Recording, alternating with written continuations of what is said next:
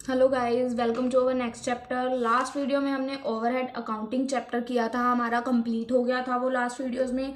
तो ये नेक्स्ट हमारी वीडियो है, हम चैप्टर नया स्टार्ट कर रहे हैं, ऑपरेशन यूनिट और आउटपुट कोस्टिंग, मतलब ऑपरेशन कोस्टिंग। तो इसके हम आज सम स्टार्ट कर रहे हैं जो हमारे पंजाब यूनिवर्सिटी वाले हैं बेसिकली। ठीक है जी। इसमें पहले मेरे को आपको एक चीज़ सिखानी है जो है मेरी कोस्ट अकाउंटिंग, उसका इसमें बहुत बड़ा रोल है, उसके बिना आपको ये सम्स नहीं आएंगे। बट हमने कोस्ट अकाउंटिंग का चैप्टर नहीं किया, उसके ऊपर मैंने बेसिकली अगर कहूँ तो अलग से कोई वीडियो नहीं बनाई है। तो इसी वजह से मैं इसी के बीच में आपको थोड़ा सा कोस्ट अकाउंटिंग का जो इसके अंदर यूज़ होएगा, जितना मटेरियल उतना आपको मैं इसमें समझाऊंगी, क्योंकि कोस्ट अकाउंटिंग एग्जाम में नहीं आती है, इसके अंदर आ सकता है सम, क्योंकि इसमें भी कोस्ट शीट बननी होती है। ठीक है, पहले हम बेसिकली सीखेंगे कि हमारी कोस्ट शीट होती कैसे है, क्या क्या डालते हैं हम हमारी कोस्ट शीट में। ठीक है जी। ये एक हमारी हमने जैसे कोस्ट शीट बनानी है।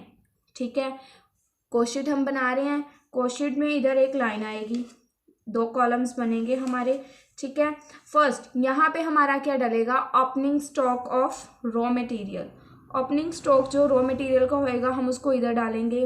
देन हमारा जो क्लोजिंग स्टॉक होएगा of raw material, closing stock of raw material वो यहाँ पे डलेगा, बट क्लोजिंग स्टॉक होता है हमारा माइनस। ठीक है, देन हमारी आती है परचेज की वैल्यू, वो यहाँ डाल देंगे। इन तीनों को प्लस माइनस करके एक वैल्यू इधर डलेगी। देन हमारा निकलेगा मटेरियल कंट्रोल। ठीक है जी, मटेरियल कंज्यूम भी बोल सकते हो आप। मटेरियल कंज्यूम यहाँ पे निकल आएगा हमारा। तो हमें गाइज यहाँ पे ध्यान रखना होता है प्लस माइनस के साइंस का, कि हमारी कुछ प्रॉब्लम ना हो। ठीक है, देन यहाँ पे हमारा मटेरियल कंट्रोल निकल आया, कंज्यूम निकल आया। देन हम यहाँ पे या अपना ऐड करते हैं डायरेक्ट लेबर, या कोई अगर हमें वेजेस दी हो वो। ठीक है जी, वो ऐड करते हैं। तो यहाँ पे हमारी निकल आती है प्राइम कोस्ट। क्या निकल आती है, प्राइम कोस्ट। अगर कुछ ज़्यादा वैल्यूज है उनको ऐड करके डायरेक्टली इधर डालना, वैसे आप सिंपल एक ही कॉलम भी बना सकते हो, यही वाला इधर वैल्यूज डाल के करते जाना। ठीक है, तो उसके बाद हमने प्राइम कोस्ट डाल दी। देन हमारे आते हैं फैक्ट्री ओवरहेड्स, जितने भी फैक्ट्री से रिलेटेड खर्चे होंगे, जैसे वो होगी कोई मशीनरी है, हमें पता है फैक्ट्री में आती है, रेंट ऑफ फैक्ट्री है, कुछ भी जो फैक्ट्री से रिलेटेड हमारा खर्चा होएगा वो फैक्ट्री ओवरहेड्स में आएगा। ठीक है, जब हम फैक्ट्री ओवरहेड्स के सारे खर्चे डाल देंगे इधर जो जो भी गिवन होंगे हमें। ठीक है, देन हमारी जो यहाँ इसको टोटल करके इधर डाल देंगे। देन जो ये निकलेगा हमारा होएगा total work cost. Total work cost या total factory cost, work cost को फैक्ट्री कोस्ट ही कहते हैं। ठीक है, इसको हम बोलेंगे टोटल वर्क कोस्ट या टोटल फैक्ट्री कोस्ट। उसके बाद हमें एक opening stock of work in progress, work in progress. यहाँ पे opening stock of raw material, starting में रॉ मटेरियल लिया उसका ओपनिंग स्टॉक सबसे ऊपर, सेंटर में फैक्ट्री ओवरहेड्स के बाद आएगा कि रास्ते में है वर्क इन प्रोग्रेस, उसका opening stock of work in progress. Then closing stock of work in progress, closing stock तो माइनस ही होएगा। ठीक है, कर करा के इधर जो वैल्यू आएगी डाल देंगे। उसके बाद यहाँ पे हमारी निकलेगी वर्क कोस्ट। फाइनली यहाँ पे निकलेगी वर्क कोस्ट, ये टोटल वर्क कोस्ट, ये वर्क कोस्ट। ठीक है जी, ये है बीच बिचाले में जो प्रोसेस चल रहा है हमारा। अब आता है हमारा फाइनल, जो फिनिश गुड्स होंगे वो भी यूज होंगे। पहले हमने फैक्ट्री ओवरहेड्स, देन फैक्ट्री के ओपनिंग क्लोजिंग डाल दिए। ठीक है जी, देन उसके बाद आते हैं हमारे एडमिनिस्ट्रेटिव एक्सपेंसेस। एडमिनिस्ट्रेटिव एक्सपेंसेस यहाँ इसको हम बोलते हैं हमारे ऑफिस एक्सपेंसेस। ठीक है जी, ये ना फॉर्मेट है कोस्ट शीट का, बेसिकली बच्चों को ये चैप्टर आता होता है क्योंकि इजी होता है, इसी वजह से मैंने कवर अप नहीं किया। जिनको नहीं भी आता उनके लिए ये फॉर्मेट समझा रही हूँ मैं, क्योंकि ये ईजी सा होता है, इसको करने की ज़्यादा ज़रूरत नहीं पड़ती, क्योंकि एग्जाम में आता नहीं है। बट इस चैप्टर में अगर देखें तो इसकी ज़रूरत बहुत ज़्यादा हद तक पड़ने वाली है, हमें कोस्ट शीट आती होनी चाहिए इसके लिए। तो इसी वजह से आपको समझा रही हूँ। जिनको अगर कुछ भी प्रॉब्लम है तो बता देना, मैं कोस्ट शीट समझा दूंगी, एक बार आपको कोस्ट शीट वाला चैप्टर भी करवा दूंगी एक दो वीडियोज़ में। ठीक है जी, तो पहले आज इसको समझ लो। ये बेसिक एक फॉर्मेट है, इसको आपको समझना पड़ेगा या लर्न करना पड़ेगा। आप दो चार सम करोगे रट जाएगा आपको। ठीक है, इसके बाद हम डाल दिए हम एडमिनिस्ट्रेटिव एक्सपेंसेस, ये डाल देते हैं हम, तो हमारी यहाँ पे निकल आती है कॉस्ट ऑफ प्रोडक्शन। ठीक है जी, कॉस्ट ऑफ प्रोडक्शन निकाली। देन इसके बाद हमें गिवन होते हैं opening stock of finish goods. हमें 3 ओपनिंग और 3 क्लोजिंग स्टॉक गिवन होते हैं। जहां भी हमें तीनों गिवन है, ओपनिंग रॉ मटेरियल वाला सबसे ऊपर, वर्क इन प्रोग्रेस सेंटर में, और फिनिश गुड्स लास्ट में, इसके बाद एडमिनिस्ट्रेटिव के बाद क्लोजिंग स्टॉक और फिनिश गुड्स भी गिवन होएगा। ठीक है जी, इन दोनों को डाल के प्लस माइनस करके यहाँ पे हमारी निकल आएगी COGS, cost of good sold. जो हमारी होती है कॉस्ट ऑफ गुड सोल्ड, वो निकल आएगी। जब हमारी कॉस्ट ऑफ गुड सोल्ड निकल आई, ठीक है जी। अब हमारी यहाँ पे लिख रही हूँ मैं कॉस्ट ऑफ गुड्स सोल्ड निकल आई। इसके बाद हम क्या डालते हैं, हमारे अगर कोई सेलिंग एक्सपेंसेस हैं, सेल से रिलेटेड अगर हमारे कोई भी एक्सपेंसेस हैं, सेलिंग एक्सपेंसेस वो डलेंगे यहाँ पे। ठीक है जी, हम यहाँ पे सेलिंग एक्सपेंसेस डाल देंगे। देन हमारे यहाँ पे निकल आएगा cost of sale. Cost of sale, cost of sale जो जो मैं बोल रही हूँ मैं शॉर्ट में लिख रही हूँ, आप इसको फुल फ्लेज भी लिख सकते हैं अपने मतलब कॉपी पे, तो आप इसको साथ साथ लिखते जाइए अगर आपको भूलने का लग रहा है डर। तो कॉस्ट ऑफ सेल ये निकल आया। इसके बाद अब हमने कुछ नहीं करना, हमें बेसिकली सेल गिवन होएगी उसको हमने यहाँ पे डालना है, और इसमें से कॉस्ट ऑफ सेल को माइनस करके यहाँ पे जो भी हमारा प्रॉफिट या लॉस निकलेगा उसको यहाँ पे डाल देना है। बेसिकली ये हमारा कॉस्ट शीट का फॉर्मेट है। आपको अगर एक बार स्क्रीनशॉट वगैरह लेना है तो आप ले सकते हैं, आपको इजी रहेगा।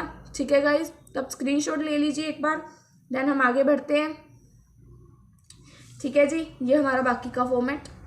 तो अब मैं आपको ये चैप्टर स्टार्ट करवाने जा रही हूँ जो है हमारा ऑपरेशन कॉस्टिंग। ऑपरेशन कॉस्टिंग हमारे चैप्टर का नाम है। ठीक है जी, ये हमारा हमें दिया हुआ है फर्स्ट सम। हमने बेसिकली एक एक चीज़ को रीड करते जाना है और हमारा जो फॉर्मेट है उसमें पुट करते जाना है। ठीक है, फर्स्ट देखो यहाँ पे क्या लिख रखा है, स्टॉक ऑफ मटेरियल ऑन 1/4/2003। उसके बाद लिखा है स्टॉक ऑफ मटेरियल ऑन 31/3, मतलब ये ओपनिंग है ये क्लोजिंग है। तो ओपनिंग रॉ मटेरियल मैंने दिखाया था आपको फॉर्मेट में डालना है, देन क्लोजिंग डालना है। अब मैं आपको करके दिखाती हूँ क्योंकि इसमें अगर आप वैल्यूज पुट करोगे तो आप कंफ्यूज हो जाओगे, क्योंकि ऊपर नीचे वैल्यूज दी हो सकती हैं।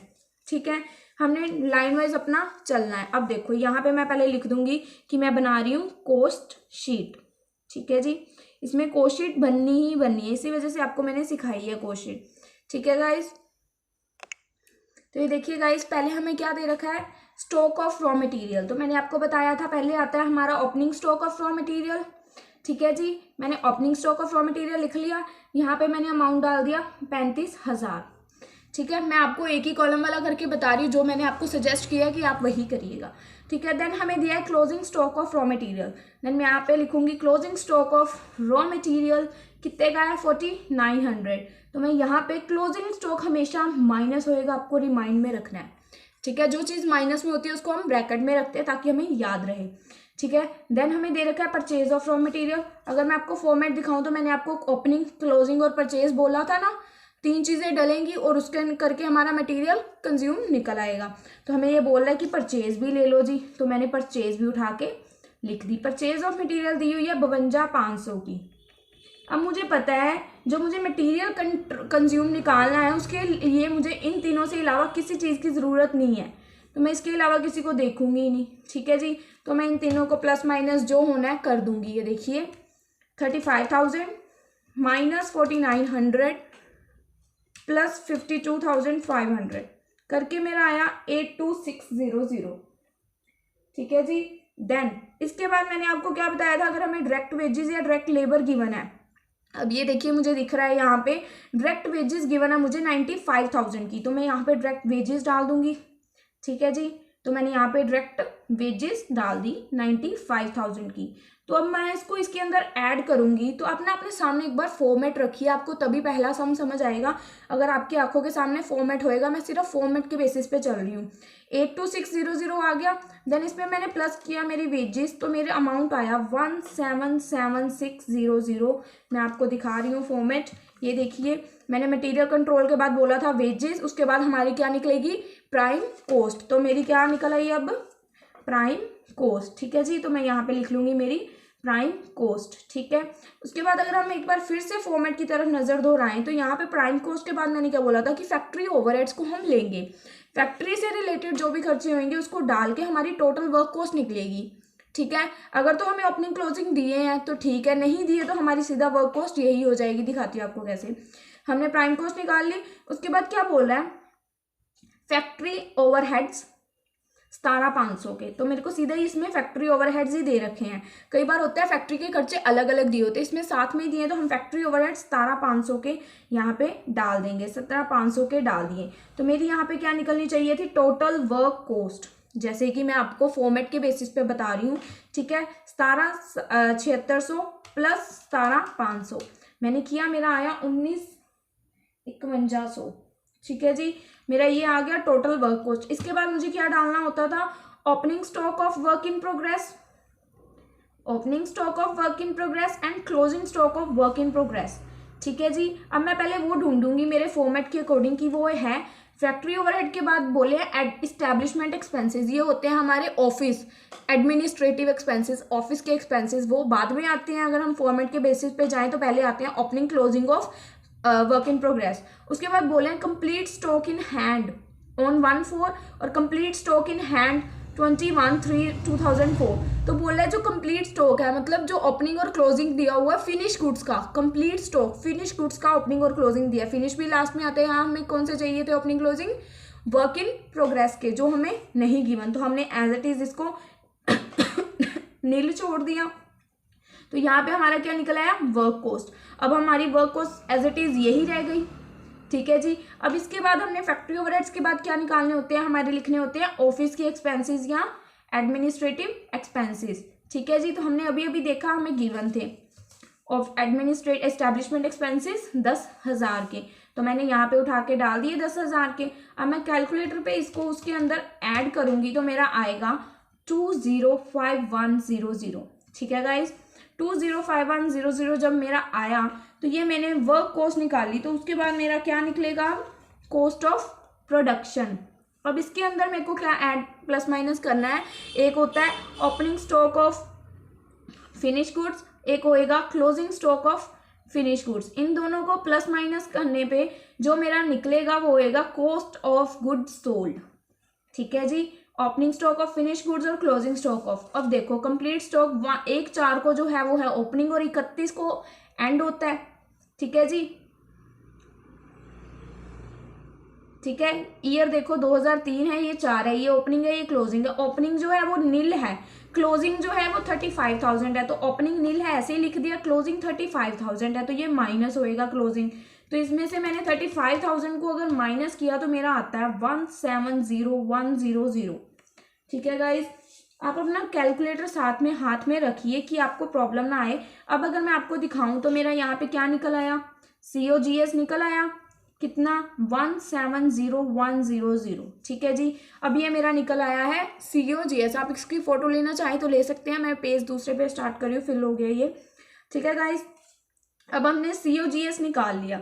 इसके आगे हमें क्या करना होता है, अब इसके आगे हम करते हैं हमारा जो होता है ओपनिंग क्लोजिंग हमने डाल दिया ना, हमने कॉस्ट ऑफ गुड्स सोल्ड निकाल लिया। इसके बाद डालने होते हैं हमें हमारे सेलिंग एक्सपेंसेस। ठीक है गाइज, सेलिंग एक्सपेंसेस हमें हमारे डालने होते हैं। सेलिंग एक्सपेंसेस अगर मैं सम में देखूं तो मुझे कहीं दिखे नहीं, यहाँ तक की स्टेटमेंट देखूं तो नहीं है ना कहीं भी सेलिंग एक्सपेंसेस, तो इसको हमने नील छोड़ दिया। तो ये जो हमारा निकला अब ये है कॉस्ट ऑफ सेल, यही अमाउंट आ जाएगा 170,100।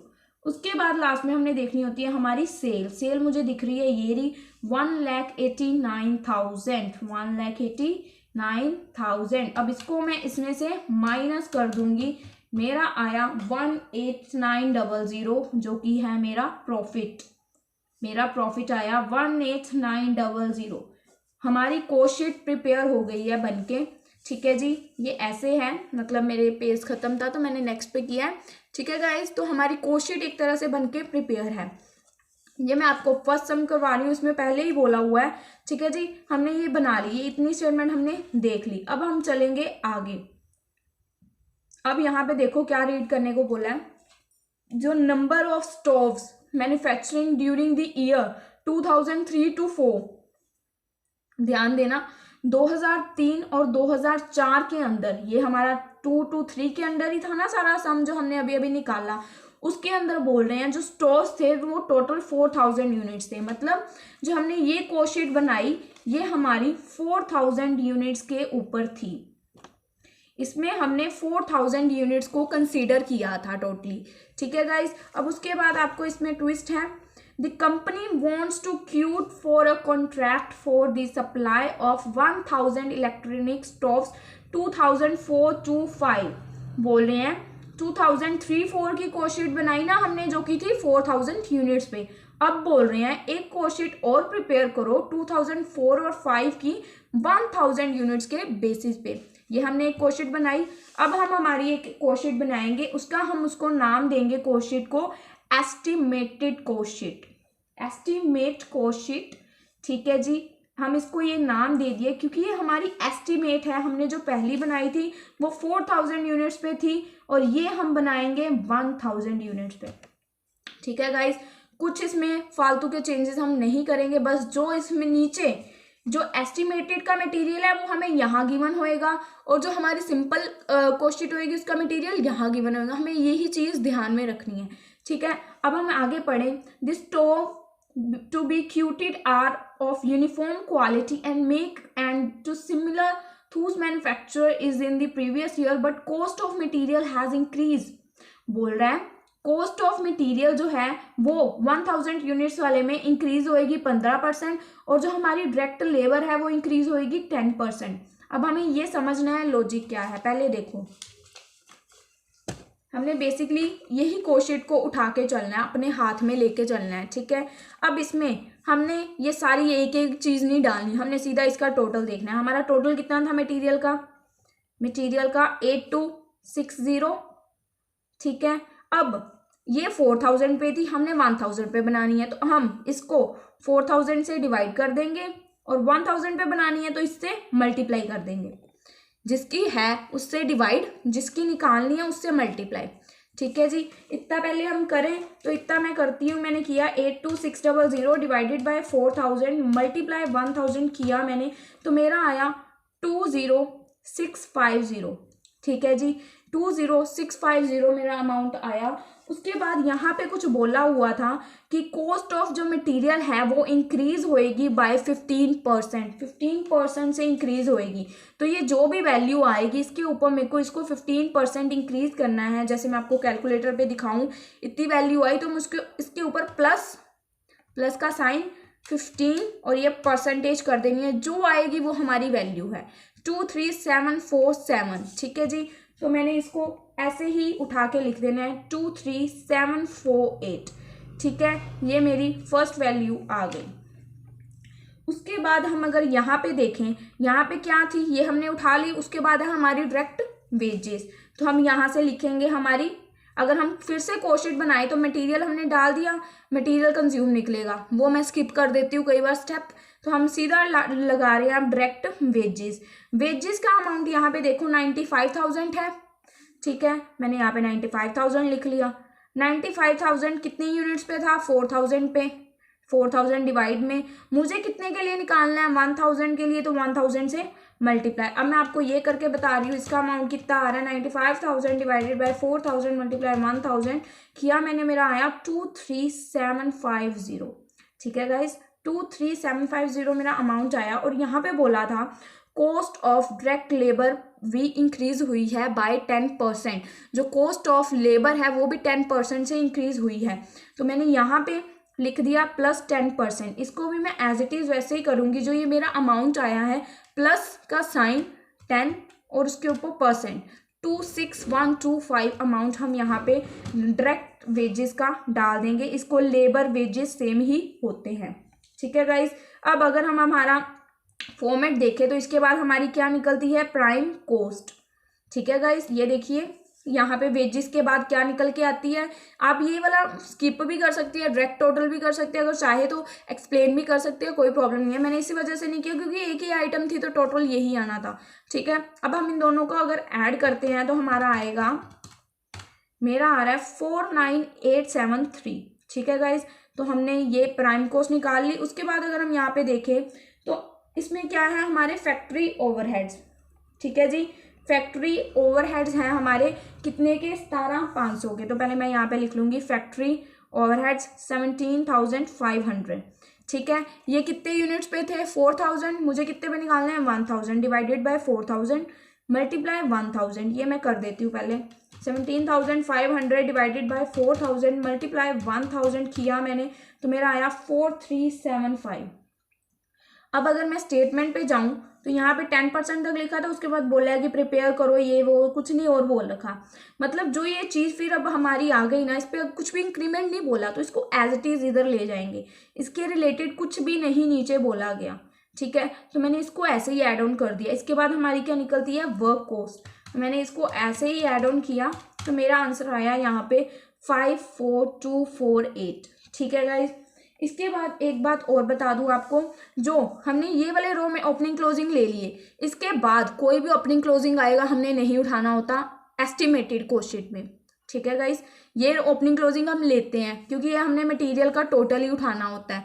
ठीक है, बट उसके बाद जैसे ये ओपनिंग ऑफ रॉ मटेरियल है, फिनिश गुड्स है, ये हमने नहीं उठाने हैं। ठीक है, अब हमने फैक्ट्री ओवरहेड्स उठाए, इसके बाद हम सीधा ऑफिस और एडमिनिस्ट्रेटिव देखेंगे। एस्टिमेटेड कॉस्ट शीट में हम ओपनिंग क्लोजिंग नहीं लेते हैं। ठीक है जी। उसके बाद अब हम हमारे देखेंगे ऑफिस एक्सपेंसेस। ये है 10,000 के, 10,000 के हैं, 4,000 यूनिट्स के लिए थे ये, डिवाइड बाय 4,000 और मल्टीप्लाई कितने के लिए निकालने हैं हमने, 1,000। तो मैंने कर दिया 10,000 डिवाइडेड बाय 4,000 मल्टीप्लाई 1,000। ठीक है जी, ये मेरा आया 2500। अब जहाँ तक मुझे याद है इसके रिलेटेड भी नीचे कोई लाइन नहीं बोली गई थी, तो ये मैंने 2500 एज इट इज़ इधर लिख दिया। तो अब इसको मैं ऐड करती हूँ, 54248, तो मैंने ऐड किया तो मेरा आया 56748। ठीक है जी, तो ये मेरी क्या निकल आई, कॉस्ट ऑफ प्रोडक्शन। ठीक है, उसके बाद यहाँ पे हमारी आती है सेल, जो कि हमें निकालनी पड़ेगी क्योंकि इसमें यहाँ पे थोड़ा सा अब चेंज ये है कि इसमें हमें, जो हमने पिछली कॉस्ट शीट में सेल ले ली ना, अब इसमें से तो हमने सब कुछ ऑलमोस्ट उठा लिया, अब कुछ भी नहीं बचा। अब हमें यहाँ पे अपना दिमाग यूज़ करना है और कुछ निकालना है। देखो कैसे, अब अगर हम ये वाला देखें, ध्यान से देखना, ये अगर हम देखें तो हमें बेसिकली दिख रहा है कि सेल के ऊपर अगर हम 10% लगाए तो ये आएगा। ठीक है, मतलब सेल के ऊपर अगर हम 10% लगाएं तो हमारा ये आएगा। ठीक है ना। तो अगर हम वो भी करें प्रॉफिट अपॉन, जैसे ना इसको निकालने का एक फॉर्मूला होता है प्रॉफिट ऑन सेल। ठीक है जी, प्रॉफिट ऑन सेल निकाल, हमने प्रॉफिट मतलब प्रॉफिट की ना परसेंटेज निकालनी होती है। तो हमारा जो प्रॉफिट होता है उसको हम ऊपर रखते हैं, डिवाइड बाय सेल, चाहे कुछ भी है, जरूरी नहीं है ऐसे ही आया हो, जो भी है। ठीक है, तो अभी तो चलो यही आया, मल्टीप्लाई 100। तो आप इसको सॉल्व करके देखोगे, मैंने कर रही हूँ 18900 डिवाइडेड बाय 18900 मल्टीप्लाई 100 मैंने किया तो मेरा आया 10%। ठीक है जी, ये हमारी होती है परसेंटेज ऑफ प्रॉफिट। मतलब मैंने आपको बेसिकली आइडिया बताया था कि इसकी 10% प्रॉफिट है, बट अगर हम फॉर्मूले से करें तब भी वही इसका फॉर्मूला होता है प्रॉफिट अपॉन सेल मल्टीप्लाई 100। ये हर रूल में अप्लाई होएगा। जब आपको मैं, अगर आप बोलोगे तो कॉस्ट शीट करवाऊंगी तो उसमें भी यही चीज़ अप्लाई होती है। बेसिकली आपने कॉस्ट शीट सीख ही ली है तो आप थोड़े सम ट्राई करके देखना, ये अप्लाई होएगा उन सम्स पे। ठीक है गाइज, तो ये हमारा निकला 10%। अब जब हमने इसको इसमें लेना है ना प्रॉफिट को, अब देखो ये प्रॉफिट किसके ऊपर निकला, सेल के ऊपर। अब यहाँ पे हमारे पास सेल तो है ही नहीं। ठीक है, अब देखना है हमारा प्रॉफिट कितना निकला है, 10%। ठीक है जी, टोटल कितना होता है 100, 100 में से 10 गए 90। ठीक है जी, 90। अब हम फॉर्मूला बस यही लगाना है, 100 अपॉन 90 कर देना है इसके ऊपर। अगर इसके ऊपर लगाना है तो उतना माइनस करके, और अगर इसके ऊपर लगाना है तो डायरेक्ट उतने %, इसके ऊपर तो डायरेक्ट इतने %। अगर सेल होती तो ना। ठीक है, आपका जब आएगा ना उसके ऊपर आप 10% लगा के देखना, लगेगा तो वही आंसर आएगा। आपको मैं दिखाती हूँ, देखो जब हमने कॉस्ट पे लगाना है तो 10 माइनस कर देना 100 में से, बस बेसिकली ये फॉर्मूला है याद करने वाला। अब देखो हमारी यहाँ पे वैल्यू क्या है, 56748। ठीक है जी, 56748। ठीक है, मल्टीप्लाई 100 डिवाइड बाय 90 हमने किया, हमारा कितना आया 63053, 63053। ठीक है जी, ये हमारी क्या निकल आई, सेल 63053। अब देखो 63053 माइनस किया मैंने 56748। ठीक है जी, तो ये मेरे क्या निकला है, प्रॉफिट। ये मैंने आपको सेल, देखो ना हमने क्या निकाला, प्रॉफिट और सेल, प्रॉफिट ऑन सेल हमने परसेंटेज निकाली। इसका एक ये भी वे होता है, इसका एक वे और होता है, मैं आपको दिखा रही हूँ, एक सेकेंड रुको। ये देखो, अगर हमें जैसे ये परसेंटेज दी होती है ठीक है, जितनी भी दी होती है ना उसमें से 1 माइनस करना है। जैसे ये 10 है ना, तो नीचे अगर 10 है, ठीक है, 10/10 होना चाहिए था, तो 10/10 माइनस उतना ही, मतलब 10% है तो 10%, मतलब 10 का 10% कितना हुआ 1, तो 10 में से 1 माइनस करके 10/9। आपको 1 जैसे 1 है ये है ना, इससे एक कम करना होता है। मतलब 10% है तो आपको 1/9, अगर 9% है तो 1/8, अगर 7% है तो 1/6 लेके इसके ऊपर लगाओगे तो सीधा प्रॉफिट निकल आएगा। देखो मैं आपको दिखा रही हूँ, जैसे ये है, अब मेरा 10% निकला, 10 से 1 कितना होता है, कम होता है 9, तो मैं इसको 9 से डिवाइड कर दूंगी। देखो कैसे, 5 6 7 4 8 डिवाइडेड बाय 9 कितना आ गया 6305, जो कि है मेरा प्रॉफिट। ठीक है जी, तो अगर आपको ऐसे करना है ऐसे कर लो, अगर आपको इसका 100/90 निकाल के डायरेक्ट सेल निकालनी है देन प्रॉफिट निकालना है, हम वैसे कर लो, सेम ही आएगा। इसका 10% ये हो गया ना, देखो बेसिकली इसके ऊपर 10% लगाओ, यही आएगा। ठीक है, घूम फिर के जैसे मर्जी कर लो, सम को बेसिकली हमने समझना है। हमारा सम सोल्व हो गया, 2 कोशीट्स बननी होती है, एक सिंपल कोशीट, एक एस्टिमेटेड कोशीट। एस्टिमेटेड कोशीट में हमने ओपनिंग क्लोजिंग जो नीचे आएंगे वो नहीं लेने होते हैं गाइस। ठीक है गाइस, तो हमने आज फर्स्ट सम हमारा ये कंप्लीट किया है इसी के साथ। अब मैं आपको इससे मिलते जुलते सम देती हूँ, आप ट्राई करिएगा। ठीक है गाइज आप ना स्क्रीनशॉट ले लीजिएगा, जो भी सम होंगे बिल्कुल डिट्टो ऐसे ही होंगे। हमने एक सम किया, इससे मिलते 3-4 सम है पेपर में आए हुए, तो मैंने यहाँ पे पी लिखा है, वहाँ पे भी पी लिख दिया आपके लिए, तो आप स्क्रीनशॉट लेते जाइएगा जो मैं आपको दिखाऊंगी। ठीक है, आपने ट्राई करना है, डिट्टो इसकी कॉपी है वो सम्स। तो अगर आपसे इतना समझने के बाद भी डिट्टो नहीं निकल रहे हैं तो फिर आपका भगवान ही भला करे। ये हाफ स्टेटमेंट है, अगले पेज पे दूसरी है, इसकी स्क्रीनशॉट ले लो, आगे दिखाती हूँ आपको। ठीक है, हो गया। ठीक है जी, देन नेक्स्ट ये देखो, ये इसकी बाकी हाफ स्टेटमेंट है। देन ये है, देखो इसमें भी 10%, 15%, 10%, 15% यही दे रखा है। आंसर्स चेंज है क्योंकि कुछ वैल्यूज चेंज है, तो आपको ट्राई करने हैं बेसिकली ये सम्स। आप इसका स्क्रीनशॉट फुल स्क्रीन ले लीजिए। ठीक है जी, ये भी सम आपको ट्राई करने हैं। मैंने आपको दिए 2 सम, और मैं होप कर सकती हूँ, मैंने सिर्फ 2 ही दिए हैं, देखो मिलते जुलते 2 ही मिले मेरे को, साथ साथ ही हैं। 2016 में भी आया था, 2017 में भी एग्जाम में आया था, और वो भी 15 मार्क्स में। दैट्स वाई मैंने आपको दिए हैं, तो आप ट्राई करिएगा। ठीक है गाइज, तो अब हम एक और सम कर लेते हैं, फिर मैं आपको उससे रिलेटेड सम्स भी दिखा दूंगी। अब हम ये वाला हमारा जो नेक्स्ट सम है ये स्टार्ट करेंगे। इससे मिलता जुलता एक आधा सम होएगा जो मैं आपको करने के लिए दूंगी, तो आप उस आई होप करोगे। ठीक है गाइज, तो हम स्टार्ट करते हैं हमारा सम। पहले यहाँ पे रीड करते हैं कि क्या लिख रखा है। देखो, a factory has receive an order for 3 different type of casting. एक फैक्ट्री को ऑर्डर रिसीव हुआ 3 different types of casting. XYZ weightage है, उसकी X और YZ 3 बंदे हैं। पहले तो मैं यहाँ पे जो जो पढ़ती जाऊँगी लिखती जाऊँगी, देखना। XYZ, X की वैल्यू 36, Y की 90, Z की 54। ठीक है जी, उसके बाद बोल रहे हैं 10% of the raw material used are wasted in manufacturing. 10% raw material waste हो गया है। टोटल 100% हम अज्यूम कर सकते हैं। ठीक है, 10% अगर हमारा वेस्ट हो गया है तो 100 आउट ऑफ 90 ले सकते हैं। 100 अगर हमारा, जैसे देखो 100% है, ठीक है, तो 100 अपॉन मतलब 100, तो बोल रहे हैं 10% इसमें से वेस्ट हो गया। 100 का 10% 10, तो 100 में से 10 गए तो यहाँ पे आ गया हमारा नीचे 90। तो इन सब को हम मल्टीप्लाई 100/90, मल्टीप्लाई 100/90 कर देंगे। ठीक है जी, इनको करने में आप कैलकुलेशंस कर लीजिए। मेरे को पता है इसका आएगा 40, इसका 100, देन इसका 60। ठीक है, अब अगर हम इनका डिफरेंस देखें तो 36 उसने, मतलब उसको अब लॉस हुआ है ना हमारा।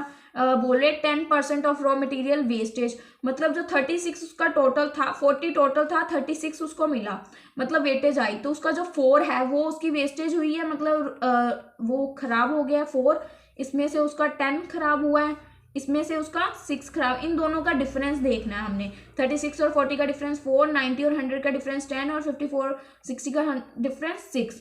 तो ये मेनली उसकी वेस्टेज हुई है हर एक पर्सन से। उसने बोला टोटल का 10%, तो हमने 10% सबसे घटा के निकाला, हमें पता चल गया हमारा कितना लॉस हुआ है, किस पर्सन से, पर्टिकुलर पर्सन से कितना लॉस हुआ है। ठीक है जी, देन हम आगे रीड करते हैं। देन बोला है wasting in manufacturing and are sold as scrap 20% of the cost of raw material. वो बोल रहा है जो नुकसान हुआ है उसको 20% ऑफ कॉस्ट ऑफ जो कॉस्ट होएगी रॉ मटेरियल की उसके ऊपर 20% पे उसको सेल आउट कर दिया गया है। पहले तो हम देखें हमारी कोशीट बननी है इस सब में भी, ठीक है जी, कोशीट बननी है और हमें कॉलम बंदे कितने गिवन है एक्स वाई जेड, 3 बंदे हमारे गिवन है। तो हम यहाँ पे हमारे कॉलम्स बना लेंगे एक्स वाई जेड, ठीक है जी, हमने यहाँ पे एक्स वाई जेड लिख लिया। अब यहाँ पे 20% स्क्रैप वैल्यू बोल रहे हैं, पहले हमें रॉ मटेरियल की वैल्यू तो अभी तक मिली नहीं है, तो उसके बाद ही स्क्रैप की बात आएगी, तो हम पहले रॉ मटेरियल ढूंढेंगे, ठीक है जी। आगे क्या बोल रहा है, cost of raw material is 125 पर टन।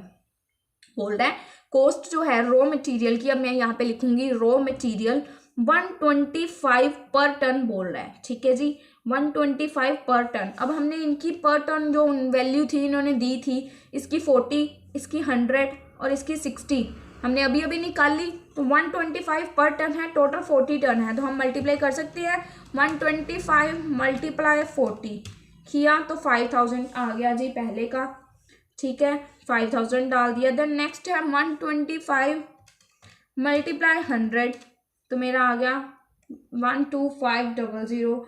देन नेक्स्ट मैंने किया 125 मल्टीप्लाई 60 तो मेरा आ गया 7500, ठीक है जी, रॉ मटेरियल इसने हमें बता दिया। देन उसके बाद हमें क्या बोल रहा है, यहाँ पे पीछे बोला हुआ था, हमने जस्ट अभी लाइन रीड की थी, इसकी स्क्रैप जो है वो 20% of cost of raw material, ठीक है जी। तो बोल रहा है ना कॉस्ट एक पीस की पर टन की कॉस्ट कितनी है 125, तो ये बोल रहा है 20% जो है 20% जो है हमें किसके ऊपर लगाना है, जो कॉस्ट है रॉ मटेरियल की, ठीक है जी। पहले तो ये हमें क्या बोल रहा है, स्क्रैप बोल रहा है 20% जो रॉ मटेरियल की कॉस्ट है, मतलब 125 के ऊपर अगर मैं देखो 20% लगाती हूँ, 125 के ऊपर मैंने लगाया 20% तो मेरा कितना आया 25, ठीक है जी। अब मेरा 25 आ गया। अब स्क्रैप पता है क्या होती है, स्क्रैप जो होती है जो उसकी नुकसान हुई है, ठीक है, उसका जो नुकसान हुआ है, तो हमने यहाँ पे रीड क्या किया था, उसकी 10% रॉ मटेरियल वेस्टेज हुई है जो हमने यहाँ पे निकाली थी, मतलब इसकी वेस्टेज कितनी हुई थी, डिफरेंस इसका 4, इसकी वेस्टेज 10, इसकी वेस्टेज 6, ये इनकी वेस्टेज थी, है ना। तो अब जो हमारी ये स्क्रैप की निकली है वैल्यू, ये इसी रुपीज से सेल हुई है, मतलब एक्स को 4 के अकॉर्डिंग देंगे, वाई को 10 के और जेड को 6 के, ठीक है जी। मतलब 25 4 100, 25 10 250 और 25 6 150। अब जो ये स्क्रैप है तो स्क्रैप होती है माइनस, तो हम इसको रखेंगे ब्रैकेट में, ठीक है गाइस, यहाँ तक कोई कंफ्यूजन नहीं है। देन नेक्स्ट हमारा देखो आगे क्या दे रखा है, the wages of 3 type of casting, उसके बाद दे रखी है वेजेस, ये हमें तीनों की सेपरेट दे रखी है 2000, 52,500 और 2750। तो हम वेजेस ऐसे ही उठा के डाल देंगे, वेजेस ये कॉस्ट शीट वाला ही फॉर्मेट चल रहा है, 2000 5250, ठीक है जी, 2750, तो ये हमें ऐसे ही दे रखी थी, ठीक है जी, मैंने डाल दी। अब इसके बाद टोटल करके मेरे को पता है मेरी क्या निकलेगी, प्राइम कॉस्ट, तो मैं इसकी निकाल लूँगी 5000 माइनस 100 प्लस 2000, तो मैंने डाल ली, तो मेरी कितनी आई 6900 आ गई जी मेरी। देन उसके बाद मैंने यहाँ पे सेकंड वाले को किया 12500 माइनस 250 प्लस 5250, मेरी आई 17500, ठीक है जी। इधर थर्ड साइड में किया 7500 माइनस 150 माइनस प्लस 2750, ठीक है जी, मेरा आ गया 10100, ठीक है। उसके बाद अब हमने देखना है cost of moulds for 3 different type of castings are speciality 200, 250 and 150, ठीक है जी। उसके बाद हमें दे रहे हैं कॉस्ट ऑफ माउल्ड्स, हमें समझ नहीं आ रहा कि कॉस्ट ऑफ माउल्ड्स क्या है, तो हम कॉस्ट ऑफ माउल्ड्स ऐसे ही लिख देंगे, कॉस्ट ऑफ माउल्ड्स दे रखे हैं तीनों के सेपरेटली 200, 250, 200, 250 एंड 150, ठीक है जी, मैंने एज इट इज डाल दिए। उसके बाद बोल रहा है if factory overhead charge are 100% of the wages, जो फैक्ट्री ओवरहेड्स है वो 100% वेजेस पे हैं, हमारी वेजेस क्या थी 2000, 5250, 2750, इसके ऊपर 100%, मतलब प्रॉपर यही आप लगा के देख लेना एक एक के ऊपर 100%, ठीक है जी, एग्जैक्टली यही वैल्यूज आएंगी 2000, 5250 एंड 2750। देन लास्ट में अब इसके आगे इसके बारे में कुछ नहीं बोला हुआ। Of the wages in each find the cost of production पर टन। कॉस्ट ऑफ प्रोडक्शन पर टन बोला है, देखते हैं निकलती है कि नहीं। पहले यहाँ पे आप देखो ये, अब हम करेंगे इनका टोटल 6900 प्लस 200 प्लस 2000 किया मैंने, मेरा आया 9100। ठीक है जी। देन मैंने किया 17500 प्लस 250 प्लस 5250, मेरा आया 23000। ठीक है। देन लास्ट मैंने किया 12100 प्लस 150 प्लस 2750। अब मेरे ये तीनों आंसर्स आ गए। ठीक है। अब इसके बाद मुझे दिख नहीं रहा कि कुछ भी बोला हो इन्होंने करने को। अब लास्ट में इन्होंने क्या बोला है कि find the cost of production पर टन फाइंड आउट करनी है। अब हमने देखना है, हमने एक्स वाई और जेड तीन वैल्यूज निकालनी है। इसकी 9100, इसकी 23000 और इसकी 13000। ठीक है जी। अब हमें इन तीनों की वेटेज भी गिवन थी 36, 90 और 54। स्टार्टिंग में वेटेज गिवन थी, तो सिंपली हमें कुछ नहीं करना, इनको इनकी वेटेज के साथ डिवाइड कर देना है जो हमें स्टार्टिंग में गिवन थी। तो हम डिवाइड करेंगे तो मेरा इसका आएगा आई थिंक 252.78। आप देख लो कैलकुलेट करके, डायरेक्ट सिंपली यही आएगा। इसका आएगा 255.55 और इसका आ रहा है 240.74। तो हमारा सेकंड सम भी सॉल्व है। ठीक है गाइज। तो हमने अभी अभी क्या सम किया है आप देख सकते हैं, 2008 अप्रैल का सम है, हमने ये सॉल्व किया है। सिंपली बेसिकली कुछ नहीं किया, इसमें समझने वाला था नहीं। अब इससे मिलता जुलता सम जो है ये है 2011 में रिपीट हुआ है, थोड़ा सा कुछ चेंज है। अब आप इसमें फाइंड आउट कर लेना खुद से क्या चेंज है। बेसिकली मैं बता ही दूं तो इसमें हमने एक्स वाई जेड 3 बंदे लिए थे, इसमें एक्स और वाई 2 बंदे हैं। डिट्टो कॉपी सम है, आप खुद से ट्राई भी करोगे और आंसर्स निकालोगे। ठीक है गाइज। आप इसके फोटो क्लिक कर लो, ये है। बाकी स्टेटमेंट नेक्स्ट पेज पे दिखाती हूँ। ठीक है, ये रही। ठीक है गाइज। तो बाकी के जो सम्स रहते हैं वो हम करेंगे नेक्स्ट वीडियो में कवर अप। तो मिलते हैं फिर नेक्स्ट वीडियो में। Bye bye guys.